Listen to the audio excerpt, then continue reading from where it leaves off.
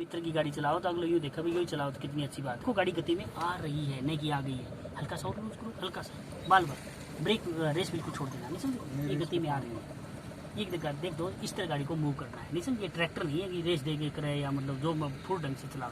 साफ सुथरी driving, training की ड्राइविंग अलग से झलकनी चाहिए दोस्त। आज तक गाड़ी कोई भी कैसे भी चला रहा था, आपके लिए ठीक ही चला रहा था, लेकिन सही में कैसे चलाना था ये मैं आपको बताने जा रहा हूँ। हाँ भी आगे मेन पॉइंट्स को नोट करें। देखो दोस्त, वैसे तो हमें सारा रोड गिरा हुआ सा महसूस होता है। अपनी साइड में आपको चलने के लिए क्या करना होगा, आप बैठे हैं गाड़ी की राइट वाली सीट पर जो कि राइट वाले टायर पर लगी हुई है, मैं बैठा हूँ गाड़ी की लेफ्ट वाली सीट पर जो कि लेफ्ट वाले टायर पर लगी हुई है। आपको अपनी साइड में चलने के लिए क्या करना होगा दोस्त, इस रोड को अपनी नजरों से डिवाइड कर दो, दो भागों में बांट दो। क्या आप रोड का सेंटर समझ पा रहे हो कि रोड का सेंटर कहाँ है? Very good. तो ड्राइविंग के दौरान आपको अपनी पोजीशन इस रोड के सेंटर में लेनी है। अगर आपको लगे कि आपकी पोजीशन इस रोड के सेंटर से लेफ्ट है, कहाँ है? लेफ्ट, तो स्टीयरिंग को राइट कर सकते हो। अगर आपको लगे कि आपकी पोजीशन रोड के सेंटर से राइट है तो स्टीयरिंग को लेफ्ट कर सकते हो। अगर आपको लगे कि आपकी पोजीशन रोड के सेंटर में बिल्कुल सही है तो स्टीयरिंग को हिलाने की जरूरत नहीं है। ध्यान रखिए दोस्त, अगर आपकी पोजीशन रोड के सेंटर है तो सामने से या पीछे से चाहे बस आए, ट्रक आए, कार आए, जीप आए, आपकी कोई टेंशन नहीं, वो आराम से निकल जाएगा। देखो दोस्त, गाड़ी को बिल्कुल रोड के किनारे नहीं चलाना होता। रोड के किनारे साइकिल चलने वालों के लिए, पैदल चलने वालों के लिए तो जगह होती है। एज ए रूल के मुताबिक गाड़ी का रोड के अंदर 2 से 2.5 फुट अंदर होना जरूरी है। वैसे भी रोड का किनारा टूटा हुआ होता है। रोड के किनारे नुकीला कांच, कील, मेक ऐसी चीजें होती है जो टायरों को ब्लास्ट कर सकती है। पीछे कुछ भी आ रहा है उसकी टेंशन मत लो, किसी दूसरे को साइड देने के चक्कर में अपनी गाड़ी को खतरे में नहीं डालना है। समझे? आप 2 टायर व्हीकल चला रहे हैं, आधा रोड रोकने का खुशी खुशी अधिकार रखते हैं। मेरी बात समझ आ रही है?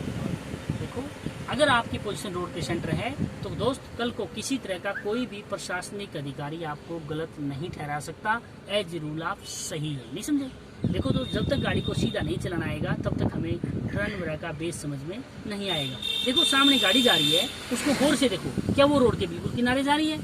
क्या उसका राइट वाला टायर रोड के सेंटर है या नहीं है? गौर करो। तो चालक की पोजीशन, गाड़ी चाहे बस है, चाहे ट्रक है, कार है, चाहे जीप है, XYZ कोई भी गाड़ी है, हमेशा ड्राइविंग के दौरान चालक को जो पोजीशन है वो अपनी पोजीशन रोड के सेंटर रखना होता है।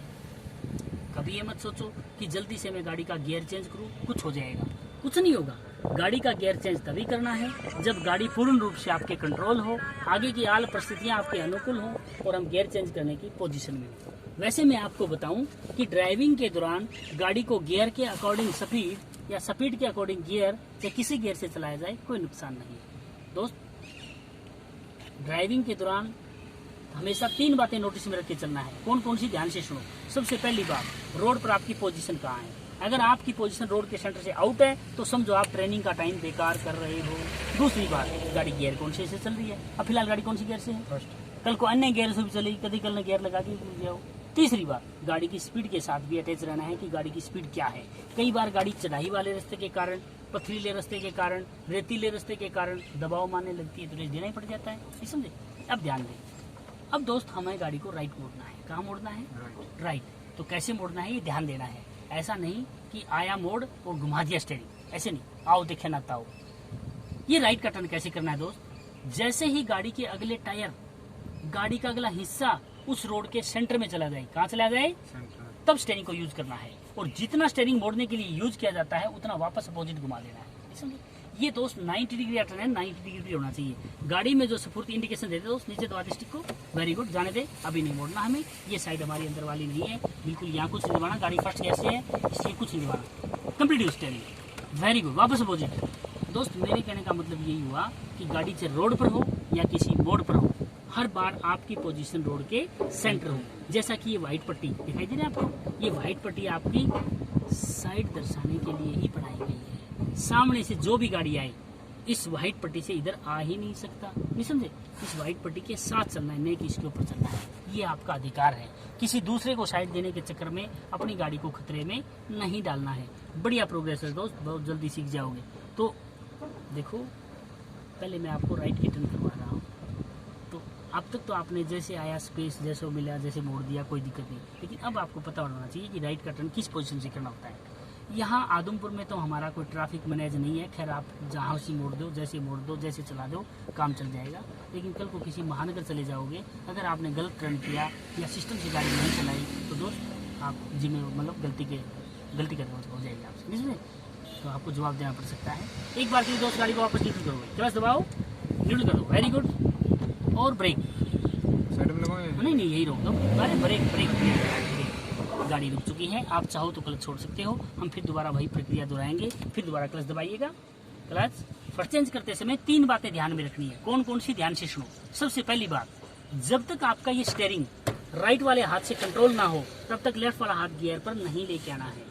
दोस्त ध्यान दें, अगर गाड़ी का गियर चेंज करते समय आपकी गाड़ी साइड से डोल जाती है तो समझो कामयाबी दूर है। दूसरी बात, जैसे गियर चेंज करने के लिए क्लच दबाओगे, क्लच दबाते ही रेस से पांव दूर कर देना है। ध्यान रहे, अगर क्लच दबाने के बावजूद 1 सेकंड भी आपका रेस पर पांव रह गया तो समझो गलत किया। ये बात समझ आएगी नहीं आई? फिर दोबारा रिपीट करूं? Very good. तीसरी बात, जैसे ही क्लच दबाओगे, क्लच दबाते तुरंत गाड़ी का गियर चेंज कर देना है, और जैसे ही गियर चेंज हो चुका है तुरंत क्लच को छोड़ देना है। यानी कि 0 स्पीड से क्लच केवल दोस्त फर्स्ट गियर में ही छोड़ना होता है। फर्स्ट गियर से अन्य गियर में, फर्स्ट गियर से थोड़ा सा फास्ट हम नॉर्मल तौर पर क्लच को छोड़ सकते हैं। मेरी बात समझ आ रही है? अब देखिए गाड़ी कौन सी गियर से है। अगर दोस्त गाड़ी फर्स्ट गियर से हो और किसी तरह का कोई भी टर्न करना हो तो किसी टर्न पे कुछ नहीं दबाना, ना रेस दबाना, ना क्लच दबाना। स्पीड को कंट्रोल होते केवल स्टीयरिंग पर ध्यान देना है, नहीं समझे? अगर गाड़ी सेकंड गियर से हो, कौन से गियर से हो, तो दोस्त हर टर्न पे क्लच दबाना होता है और दबाते ही छोड़ना होता है। वैसे तो मैं आपको बताऊं कि गाड़ी की क्लच गाड़ी की स्पीड पर डिपेंड करती है। किस पर डिपेंड करती है? कई बार परिस्थितियां और हालात ऐसे होते हैं कि सेकंड गियर में भी क्लच दबाने की जरूरत नहीं पड़ती, और कई बार हालात ऐसे भी आ जाते हैं कि फर्स्ट गियर में भी गाड़ी को क्लच दबाना पड़ जाता है, जो कि आगे स्टेज के मुताबिक आएगा। अभी ये टर्न करने के बाद ही दोस्त हम गाड़ी का गियर चेंज करेंगे। देखो सबसे पहले चलेंगे हमारे स्लो राउंड। जब स्लो राउंडों में गाड़ी हाथ पर बैठ जाएगी फिर हमारे फास्ट राउंड चलेंगे। वैसे भी मैं आपको बताऊं कि हमारी गाड़ी को निकलने के लिए 6 फीट का रास्ता चाहिए। कितना चाहिए? 6 फीट। अपने मापतोल से यूँ देख लेना है कि रास्ता 6 फीट का है क्या। अगर आपको लगे कि रास्ता 6 फीट का है तो गाड़ी निकल ही जाएगी, कोई दिक्कत नहीं है, समझे? वेरी गुड, बढ़ते रहो। ड्राइविंग के दौरान हमें 100 मीटर पर एडवांस देके चलना है। इस ट्रैक से आप गाड़ी को इधर कर लो।